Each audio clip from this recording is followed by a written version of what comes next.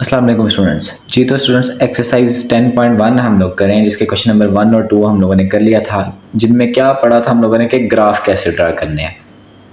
अब फिर question number जो 3 है ना, अब इनमें ना जो इसमें सेपरेट सेपरेट थे, ये लीनियर वाले थे इनमें, यानी मिक्स से क्वाड्रेटिक और क्यूबिक थे। और इनमें क्या है कि मिक्स क्वेश्चन है, लाइक लीनियर वाले भी होंगे, कुछ क्वाड्रेटिक भी होंगे, कुछ यानी क्यूबिक भी होंगे, तो और कुछ इनवर्स वाले भी होंगे। अब देखें इसके टोटल कितने पार्ट्स हैं, 5 6 7 पार्ट्स हैं, ठीक है। टोटल 6 पार्ट्स हैं। ये भी सिंपल जैसे हम लोगों ने पहले किया है वैसे होगा, ये भी सिंपल है। ये क्वेश्चन एक, क्वेश्चन नंबर 3, क्वेश्चन नंबर 4 और क्वेश्चन नंबर जो है हमारा लास्ट वाला, ये 3 पार्ट। क्यों, देखिए -2 है ना, तो ये हम लोग क्या लिख सकते हैं, y is equal to 2 over x की पावर 2। तो ये भी इनवर्स में हो जाएगा, ठीक है ना, क्योंकि ऊपर पावर नेगेटिव है, नीचे जाके वो क्या हो जाएगी, प्लस में हो जाएगी। तो ये चीज़ें क्या है, ये इनवर्स में है।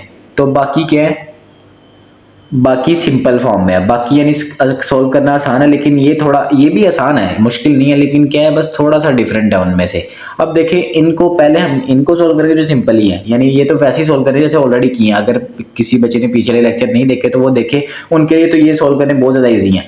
अब अक्सर बच्चे ना इनमें भी पजल हो जाता है कि 4 की पावर x लिखा है। 4 की पावर x का मतलब है, यानी यहाँ पे जो नंबर हम लोग लेट करेंगे वो कर देना। लेट्स सपोज कि 1 किया, 4 की पावर 1 4 होगा, 4 की पावर 2 क्या होगा, 4 यानी 4 की पावर 2 का मतलब 4 मल्टीप्लाई 4, तो क्या होगा, 16 होगा। ऐसे ही हम लोग पावर कभी माइनस में रख देंगे, कभी प्लस में रख देंगे, कभी जीरो रख देंगे। तो देखते हैं कि क्वेश्चन जो इसमें क्या रखा है पावर्स को, ठीक है। अब देखें कि अभी जो क्वेश्चन नंबर इसका 1 है उसको देखते हैं हम। देखें 4 की पावर x है, उसने पहले क्या किया कि 4 की पावर 2, अब -2 पुट किया उसने पहले। अक्सर बच्चे पजल हो जाते हैं कि -2 कैसे सोल्व करेंगे। अब सिंपल ही ना ये कर लेंगे, देखें कैलकुलेटर यूज करें। कैलकुलेटर के ऊपर ये यहाँ पे 4 है, 4 लिखें, 4 लिखा हम लोगों ने, ठीक है। 4 लिखने के बाद ना ये कैप का निशान बना हुआ है, ठीक है, ये नजर आ रहा होगा आप लोगों को। ये कैप का निशान इस तरह प्रेस करें और क्या लिखा हुआ है, मैं आप लोगों को ना ये इसका डेमो करके दिखाता हूँ। लेट्स सपोज कि अगर ये 2 लिखा होता तो 2 करते 4 की पावर 2, हमें पता है 16 है, तो देखें ये 16 आ गया। यानी पावर अगर आपने कुछ भी लिखनी है ना तो सिंपली है। लेट्स सपोज कि मैं 10 की पावर चेक कर रहा हूँ, आप लोगों ने ये कैप वाला बटन दबाया, अब 10 की पावर 10 चेक कर रहा हूँ, 10 लिखते हैं इसके आगे, ये ऐसे लिखा जाएगा। और क्या आया, 1 मल्टीप्लाई बाय 10 की पावर 10 आ गई, यानी लाइक क्या आ गया, 10 के ऊपर कितने हो गए, 0, आगे 10 जीरो होंगे। अब ऐसे ही मैं अगर आप लोगों को छोटी एग्जाम्पल 2 की पावर ऐसे करके 5 दिखा दूं तो ये क्या आएगा, ये पीछे वाला ही आ गया, ऐसे 2 की पावर 5, तो ये क्या आएगा 32, यानी 2 को 5 टाइम लिखो तो 32 आता है। ऐसे ही अब इन सबको सोल्व करेंगे। देखें 4 की पावर क्या लिखनी है, 4 ये लिखा, -2 लिखेंगे, ऐसे करके ये देखें लिखा गया, और ये क्या आएगा 0.06। आप पहले 2 नंबर लिख लें या पहले 3 लिख दें, ज्यादा मैटर करते हैं वैसे पहले 2, ठीक है। तो हम लोगों ने इसने क्या लिखा 0.06। ऐसे ही सेम करके अब सारे करने हैं, देख लें। ऐसे फिर -1 पुट किया, फिर 0 पुट किया, फिर 0.5, फिर 1, फिर 1.5। ये टेबल आप लोगों ने खुद करना है, मैंने ऑलरेडी पिछले लेक्चर्स में करवाया। जो बच्चे न्यू हैं वो पहले वाला लेक्चर लाजमी देखें, वो 10 मिनट का था आई थिंक, या 12 मिनट का था, तो वो ज़रूर सुने। वो समझ लें कि उसमें पूरे चैप्टर का निचोड़ है, यानी अगर आप लोगों ने वो सीख लिया तो पूरा चैप्टर आप लोग खुद कर सकते हैं। अब ये टेबल करना है, टेबल करने के बाद क्या करना है, फिर से वही ग्राफ। ये ग्राफ इसका इस तरह बना है, आप लोग ग्राफ की चेंजिंग भी कर सकते हैं। वो कैसे चेंज कर सकते हैं, अगर आप लोग यहाँ पे वैल्यूज चेंज करके भी पुट करते हैं तो फर्क नहीं पड़ेगा। यानी क्वेश्चन का पैटर्न मैटर करता है कि आप लोगों को वाकई क्वेश्चन करना आता है कि नहीं आता, वो मैटर करता है। इस तरह टेबल बनाना, ग्राफ बनाना है, ये मैटर करता है। अब क्वेश्चन जो इसका दूसरा है, इसमें अब माइनस में है। अब माइनस का क्या मतलब है, अब मैं अगर आप लोगों को, आप देखिए माइनस उसने 2.5 पुट किया ना, इसका क्या मतलब है कि 5 और ऊपर -x है, माइनस मतलब ये, और -2.5 इस तरह करके पुट किया है। यानी अगर आप लोग कैलकुलेटर के ऊपर इसको सोल्व करते हैं ऐसे, अगर देखें ऐसे 5 लिखेंगे, ये पावर वाला साइन डालेंगे, ठीक है, माइनस लिख के ब्रैकेट के अंदर -2.5 और ब्रैकेट क्लोज करते हैं, तो ये लिखें तो क्या आ रहा है 55.9 आ रहा है। तो आप लोग इसको राउंड ऑफ क्या करके क्या लिख सकते हैं, 56 लिख सकते हैं। तो देख लें उसने क्या लिखा है, 56 लिखा है। तो ये ऐसे सोल्व होंगे।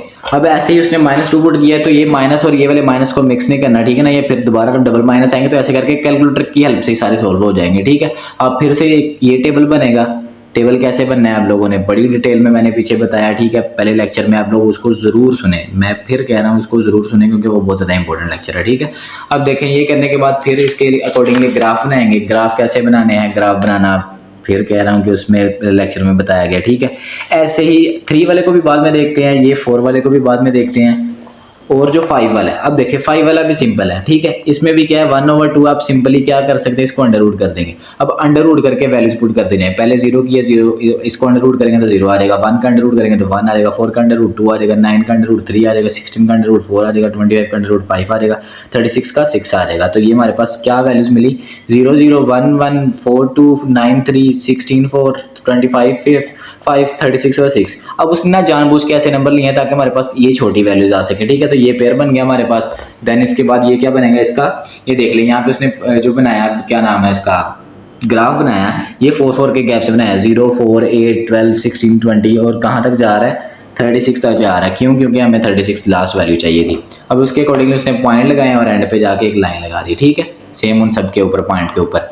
अब ऐसे ही जो 6 वाला पार्ट है, अब इनमें से ना मैं एक आप लोगों को समझाऊंगा, बाकी आप लोगों ने खुद करना है। अब देखें जो 3 वाला पार्ट था, 3 वाले में हम लोगों ने देखना ही है कि डिनोमिनेटर में 0 ना बन जाए किसी तरीके से, क्योंकि क्वेश्चन क्या हो जाएगा, 0 हो जाएगा। अब देखिए यहाँ पे x - 3 लिखा है, अब उसने साथ में हिंट भी खुद दे दिया, x is not equal to 3, यानी हम लोग अगर यहाँ पे 3 पुट करते हैं, कोई भी x की वैल्यू, हम लोग, मैंने बोला था ना क्वेश्चन कोई भी वैल्यू ले सकते हैं, लेकिन इस क्वेश्चन में आप लोग 3 नहीं ले सकते, 3 नहीं लेना बस, इसके अलावा कोई भी वैल्यू ले लें, यानी -3 ले सकते हैं, लेकिन प्लस का 3 नहीं लेना। अगर प्लस का 3 लेंगे तो प्लस और माइनस वाला 3 0 हो जाएगा, 0 1 से डिवाइड होकर 0 हो जाएगा, तो जो कि क्वेश्चन ही रॉन्ग हो जाएगा।